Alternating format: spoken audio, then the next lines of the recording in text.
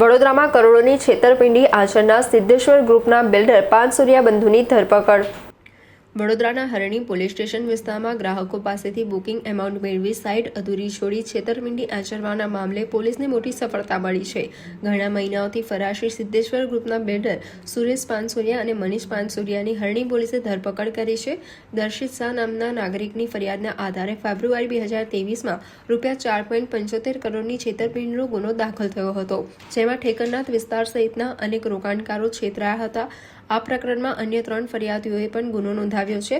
પોલીસે કુલ 5 ઇસમો સામે ગુનો નોંધી 2 આરોપીની અટકાયત કરી છે, જ્યારે બાકીના 3ની શોધખોળ હાથ ધરી છે।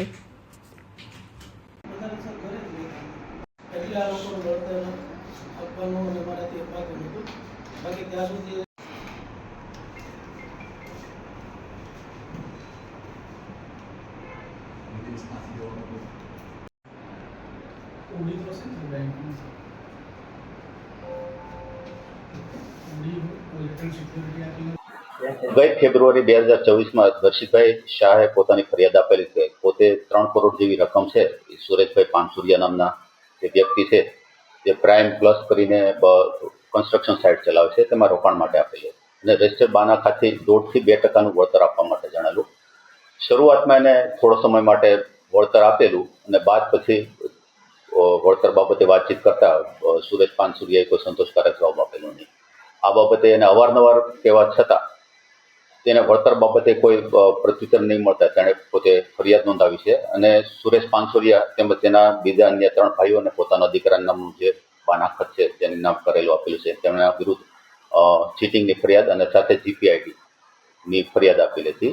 એ કામે અવારનવાર આરોપીના ઘરે અને બધી જગ્યાએ તપાસ કરતા આરોપી મળ્યો તો વચ્ચે નામદાર કોર્ટમાં રાહત લેવા માટે પણ ટ્રાય કરેલી, પણ કોઈ રાહત ન મળે અને આજ રોજ એટલે કે ગઈકાલ રાત્રે તેને બાતમી રાહે વેમલી ખાતેના પોતાના ઘરેથી એને પકડી પાડેલ છે।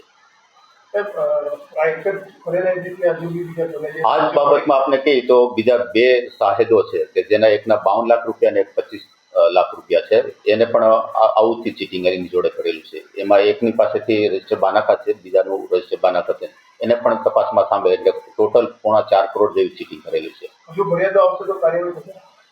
ફરિયાદો આવશે તો 100% કાર્યવાહી થશે અને સાથે એ પણ જણાવવાનું કે આરોપીએ જે કાંઈ ચીટિંગ કર્યું છે તેની 3 ફરિયાદો 2018, 20 અને 26માં બાબોદ પોલીસ સ્ટેશનમાં 3 ચીટિંગની ફરિયાદો દાખલ છે। સાથે સાથે અમરેલીમાં 2021માં લેન્ડ ગ્રેબિંગનો ગુનો પણ દાખલ થયેલો અમને રેકોર્ડ ઉપરથી જાણવા મળે છે।